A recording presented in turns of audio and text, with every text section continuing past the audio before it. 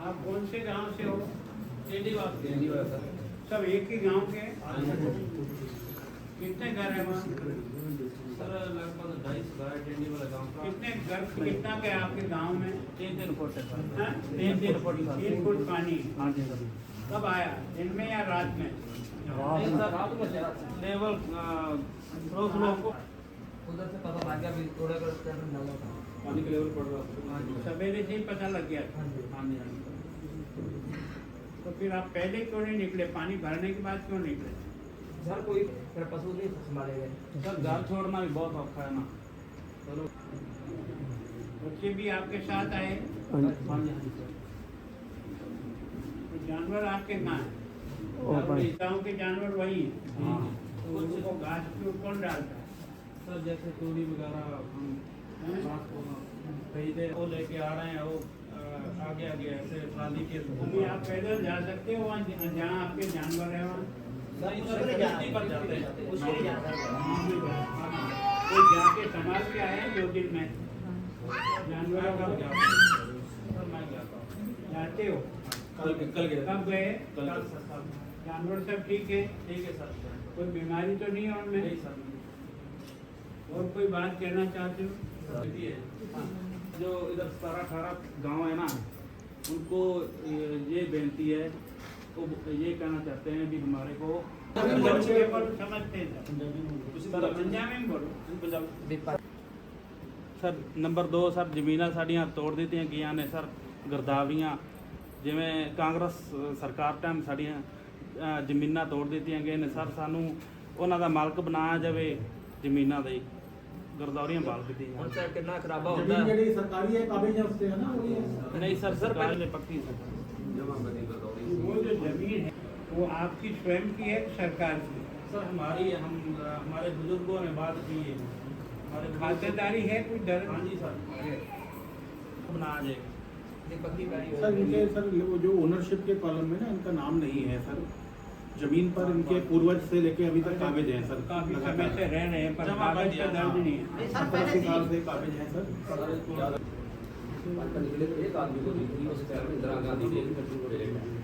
उसके बाद सर साड़ी जमाबंदी गरदौरी 40-45 साल तो साढ़े बुजुर्गों ना मतलब परिवार पहले हाँ पहले अभी 2 साल 2023 में जब खराबा आया है, खराबा आया था सर इसका गिरदावरी करते हैं पोजीशन के एंट्री ना वो करते हमारे वो जो से हमारे नाम चली आ रही थी। अब जो है बाद में सरकार में वो कांग्रेस गवर्नमेंट के टाइम पे चेंज कर दी। आया था पानी देना पड़ेगा 22 करोड़ रुपया आया था। जो आपने वहाँ पे कहा था समस्या इनको आएगी। कारण क्या है कि रिपोर्ट पर दर्ज नहीं होने से इनसे सरकार की कोई सहायता भी नहीं होगी। इनको जो मुआवजा मिल रहा वो भी नहीं मिलेगा। तो इसको अगर पुराना रिकॉर्ड में इनका कहीं दर्ज है तो उसको आधार बना करके इनको कैसे हक मिलेगा? आप प्रपोजल ऑर्डर भेजो। और दूसरा क्या है, आपके यहाँ जितने हैं ऐसी बस्तियाँ हैं जहाँ पानी आता ही आता। ऐसी कोई जगह है कि आसपास में जहाँ इनको मकान वहाँ शिफ्ट कर दे, खेती की ज़मीन वही रहनी है? सर इम्पैक्ट तो सर पूरा शरीर पूरा इलाके में ही आता है सर। जो सर इनकी आगे भी मांग रही कि हमें ज़मीन कहीं और मैं भी बात करूँगा।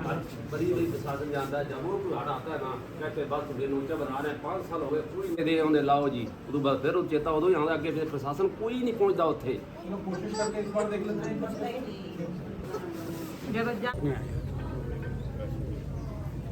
ये रेलवे कैंप जैसा मुझे बताया 280 से अधिक लोग यहाँ आए हुए हैं और ये उन गांवों के लोग हैं जहाँ पानी 5 फीट 6 फीट 8 फीट भर गया और इनको वहाँ से एक तरह से यहाँ ला करके सुरक्षित जगह पे रखा है।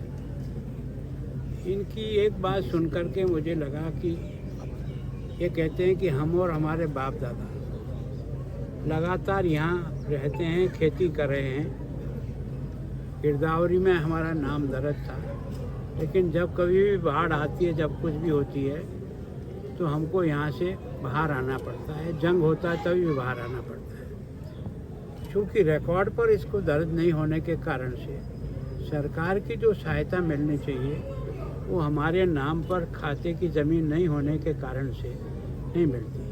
पर हम 70 साल से यहाँ बसे हुए हैं, तो निश्चित रूप से इनकी बात में तो दम है कि इसको कैसे रेगुलर किया जाए। एकदम तो मैं भी कुछ नहीं कह सकता, लेकिन मैं इस विषय पर मुख्यमंत्री से ज़रूर व्यक्तिगत उनसे बुला के बात करूँगा कि आखिर 70 साल से आपकी गिरदावरी में इनका नाम दर्ज है, तो निश्चित रूप से इनको कोई न कोई सरकार की जितनी भी रिलीफ आती है, ज़मीन खाते दर्ज नहीं होते कारण से इनको वो लाभ नहीं मिलता है। और जब भी जंग होता है तब भी इनको खाली करना पड़ता है, जब भी पानी आता है तब भी इनको बाहर आना पड़ता है। तो मैं सोचता हूँ खेती तो जहाँ है वहाँ रह जाए, लेकिन इनको कहीं न कहीं ऐसी जगह बसा दिया जाए ताकि ये जो बाढ़ का 5 फीट 6 फीट जो जगह मिलती है, अगर इसके आसपास में कोई ऐसी जगह हो तो वहाँ तो बात करने के बाद ही पता लगा। एकदम डीसी साहब भी साथ है, मैंने वहाँ भी इनसे बात की थी कि भाई कोई न कोई परमानेंट हल तो इनका निकालना ही पड़ेगा, विशेष करके बस्ती को बचाने के लिए। खेती तो जहाँ है वहीं रहेगी, अगर वो पानी में भी आती है तो एक फसल का नुकसान होगा, दूसरी फसल तो कम से कम बो करके अपना पेट भर लेगा। तो दूसरे यहाँ जो कुछ भी सुविधाएं दी, बच्चे भी हैं, खाने की दवाई की, वो सारी व्यवस्था तो कर रही है। तो मैं सोचता हूँ कि वास्तव में एक तो क्या है कि इनको रात को 2-2:30 बजे पानी आया, तो मैं सोचता हूँ जब कभी भी हेडवर्क से पानी छोड़ते हैं ना, तो चाहे वो पोंग का हो, चाहे भाखड़ा का हो, चाहे रणजीत सागर का हो, वहाँ से छोड़ने और यहाँ से पहुँचने के बीच में भी कोई न कोई घंटे समय लगता है। अगर उसको परफेक्टली और जल्दी कर दिया जाए तो निश्चित रूप से बहुत कुछ रिलीफ पानी आने के पहले ही इनको सुरक्षित स्थान पर पहुँचाया जा सकता है, क्योंकि पानी कोई 2 मिनट या 4 मिनट में तो नहीं आता है। और खोलने वालों को पता है कि हमने कितना क्यूसेक पानी निकालना है, उनको भी ऊपर से पानी आ रहा है, उसकी नापतोल होता है। आजकल हमारे पास सिस्टम ऐसे हैं कि यहाँ व्हाट्सएप पे डालें तो जितने व्हाट्सएप ग्रुप में आपके लोग हैं उनको तुरंत सूचना पहुँच जाएगी। तो सूचना जितनी जल्दी से जल्दी कन्वे हो जाए ताकि समय के पहले ही मैं सोचता हूँ इन लोगों को थोड़ा रिलीफ मिल सकता है। और इनकी ये जो तकलीफ़ है, मुख्यमंत्री जी भी अभी आ रहे हैं, शायद उनसे साथ भी बात करेंगे, प्रशासन से बात करेंगे, कोई अगर हल निकल सकता है नियम के तहत देते हुए तो कोशिश पूरी करें। सर देखो, हर 2 साल बाद 3 साल बाद बाढ़ आती है, तो सारे प्रबंध पहले से क्यों नहीं करके रखे जाते? मैंने आपसे यही बात की, इससे प्रबंध तो पहले इतना होगा नहीं, होगा, लेकिन जब पानी छोड़ा जाता है या ऊपर से पानी की आवक जितनी पोंग में हो रही है या भाखड़ा में हो रही है, वो कई घंटे पहले पता लगता है। साधारणतः आजकल सब सिस्टम है। जम्मू कश्मीर से अगर पानी चला तो हमारे यहाँ कितने 15 घंटे में पहुँचेगा, 14 घंटे में पहुँचेगा। हिमाचल का पानी अगर चला है तो कितने घंटे पहुँचेगा।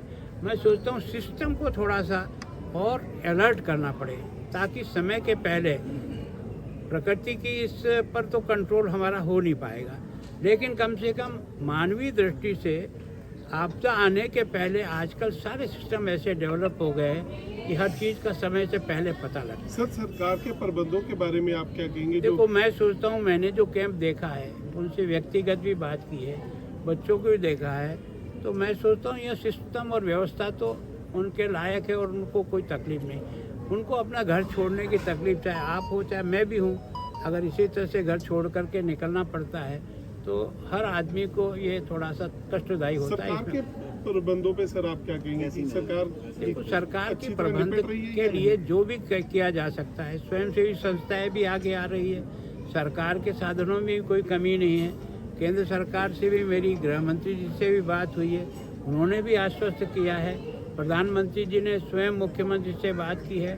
तो मैं सोचता हूँ मदद करने में तो कोई कमी नहीं, लेकिन आपदा आने के पहले हमारी तैयारी जितनी और परफेक्ट हो सकती है उसको करने का प्रयास करेंगे। सर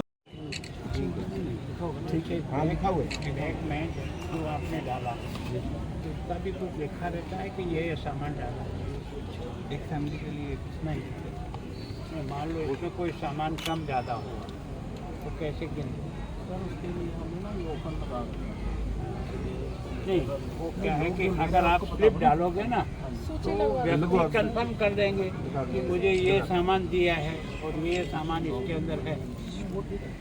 जो सामान स्लिप डाल दो ना, आप जो सामान इसमें कर रहे हो सेम स्लिप बना दो, एक बैग में एक स्लिप डाल दो ताकि जिसको आप दे रहे हो वो उसको देख रहे ये सामान है, तो उससे वेरिफिकेशन हो जाएगा ना कोई सामान सही तरह से क्या है।